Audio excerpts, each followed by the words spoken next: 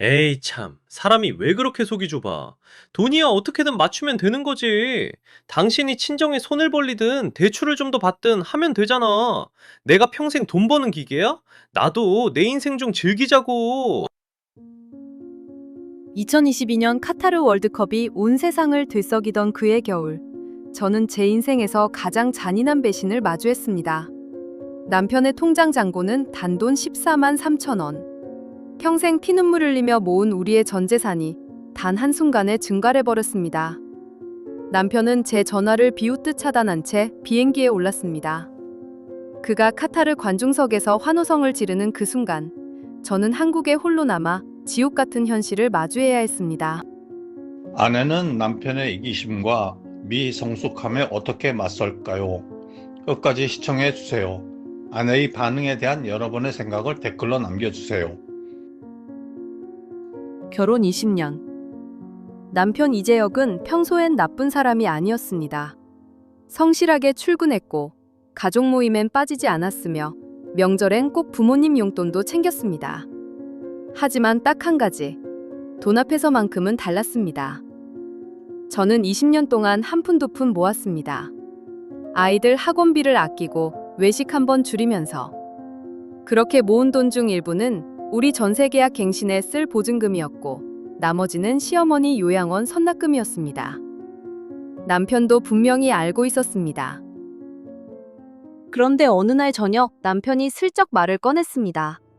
여보, 이번에 카타르 월드컵 말이야. 내 고등학교 동창 녀석들이 다 같이 가기로 했거든? 내 인생 마지막 버킷리스트인데 나도 이번에 딱 한 번만 다녀오면 안 될까? 남자 나이 50 넘어서 이런 기회가 또 언제 오겠어? 당신 지금 제정신으로 하는 소리예요? 당장 다음 달이 전세 만기야. 보증금 올려달라고 집주인이 매일 전화를 해대고, 당신 어머니 요양원 선납금 안 들어가면 당장 다음 주에 요양원에서 나오셔야 해요. 우리가 지금 수천만 원씩 들여서 카타르로 축구 구경을 하러 갈 형편이 돼요?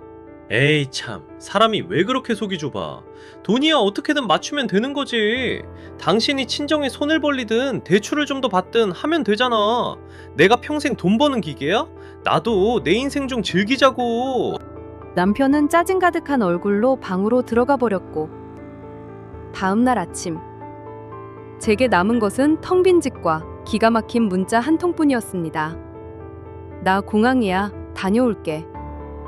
통장 잔고를 확인했을 때 그 안에는 정말 귀신이 고칼 노릇처럼 단돈 14만 3천 원만이 쓸쓸하게 남아 있었습니다.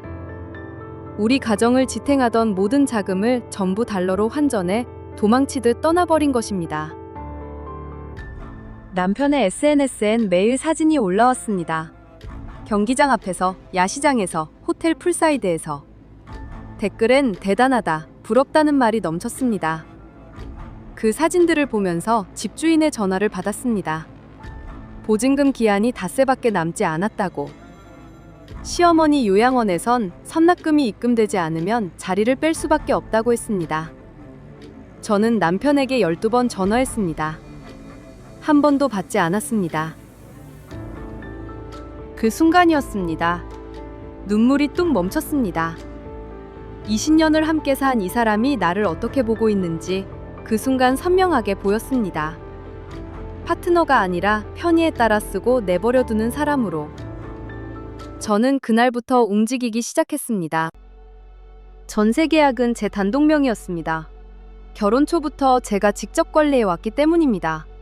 저는 법무사와 상담해 남편 명의로 연결된 공유자산에 대한 가압류 신청을 검토했고, 생활비 통장은 분리했습니다. 시어머니 요양원 선납금은 제 개인 적금에서 먼저 충당했습니다. 남편이 없는 2주 동안 저는 제가 할 수 있는 모든 것을 정리했습니다. 짐도 일부 옮겼습니다. 조용히, 차분하게. 월드컵 일정이 모두 끝나고 마침내 남편이 개선장군이라도 된 양 당당하게 한국 땅을 밟았습니다. 도어락 번호가 바뀌어 집 안으로 들어가지 못하자 그제야 다급해진 남편으로부터 2주 만에 처음으로 먼저 전화가 오더군요.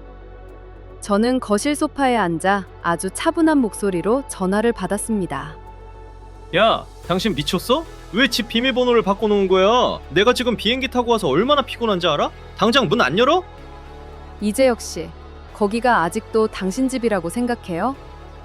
그 집 이미 전세 계약 해지하고 내 명의로 보증금 다 뺐어요. 당신 물건은 당신이 그렇게 좋아하는 그 카타르 여행 같이 간 친구 집 앞으로 다 택배로 보냈으니까 그리로 가세요. 뭐시라? 당신 지금 장난해? 전세금을 빼다니 그 돈이 어떤 돈인데? 그리고 내 주식 계좌는 왜 다 묶여 있는 거야? 카드도 다 정지되고. 당신 미쳤어? 미친 건 내가 아니라 당신이야. 당신이 14만 3천 원만 남겨두고 도망쳤을 때 나는 이미 당신이라는 사람을 내 인생에서 깨끗하게 지웠어. 이제부터 법원에서 보낼 이혼 소송 서류나 기대하고 기다려. 여보, 내가 잘못했어. 내가 생각이 짧았어. 친구들이 부축해서 그랬단 말이야. 문 좀 열어줘. 응? 그날 밤 저는 오랜만에 조용한 집에서 잠을 잤습니다. 남편이 돌아올 자리가 있는지 없는지는 그건 남편이 앞으로 무엇을 선택하느냐에 달려 있었습니다. 이 아내의 통쾌한 한판승에 가슴이 시원해지셨다면 화면 하단에 구독과 좋아요를 꼭 눌러주세요. 정의롭고 가슴 따뜻한 이야기를 배달하는 우리의 1000명 구독자 달성 여정에 함께 동행해 주시길 바랍니다. 시청해 주셔서 감사합니다.